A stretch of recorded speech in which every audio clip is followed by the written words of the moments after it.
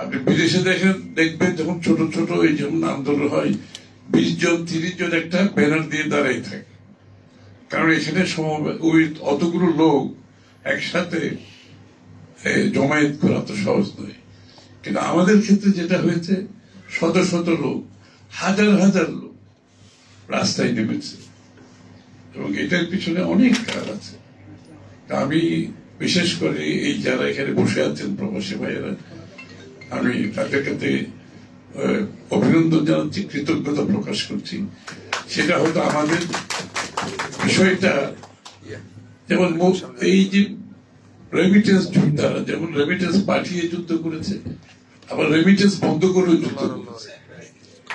এটা একটা যুদ্ধ, কিন্তু এটা বিদেশ থেকে তার প্রতিনিয়ত তার পরিবারকে টাকা পাঠানো, এটা তার পরিবার নির্ভরশীল, তার এখানে ব্যবসা বাণিজ্য নির্ভরশীল, তার আত্মীয় স্বজন নির্ভরশীল। যখন রেমিটেন্স বন্ধ করে দেয় তারা কিন্তু সবাই ক্ষতিগ্রস্ত। তারপরেও কিন্তু সেই যুদ্ধ তারা চালিয়ে গেছে। এটা কিন্তু অত সহজ ব্যাপার না, এবং এটার জন্য আমাদের নেতা কর্মীরা কাজ করেছে, আমাদের নেতা কর্মীরা রিচ আউট করেছে, উদ্বুদ্ধ করেছে। তারা যখন একজন সিনেটর একজন কংগ্রেসম্যানের কাছে লবি করতে যায়, এটা অনেক বড় কাজ। এটার পিছনে তাদেরকে অনেক কিছু প্রস্তুতি নিতে হয়, সময় দিতে হয়, তাদেরকে কনভিন্স করতে হয়, এবং সেই কাজটা তো তারা প্রতিনিয়ত করে গেছে, বছরের পর বছর করে গেছে। তার ফলাফল আমরা দেখেছি, কারণ আমি সরাসরি সংযুক্ত ছিলাম বলে আমি জানি ওদের কর্মকাণ্ডগুলো যে কত কঠিন।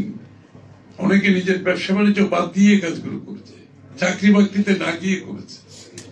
আমিও মাঝে মাঝে অবাক হই বিদেশে বসে এই লোকগুলো এই কমিটমেন্ট দেশের প্রতি, এটা আমাদেরকে অবশ্যই বুঝতে হবে, অনুধাবন করতে হবে।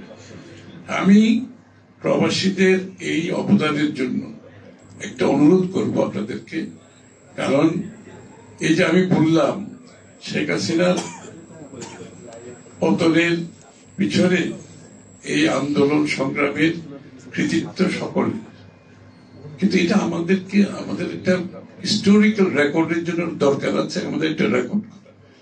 তা আমি প্রবাসী ভাইদের অনুরোধ করবো, আপনারা একটা এই যে প্রবাসীদের অবদান শেখ হাসিনার পতনের পেছনে, এটা একটা ডকুমেন্ট করুন, এটা একটা ডকুমেন্ট করেন, কারণ এটা তো রেকর্ডে রাখতে হবে। আচ্ছা, আমরা এখানে আজকে বলছি, 2 দিন পর থেকে কেউ মনে রাখবে না।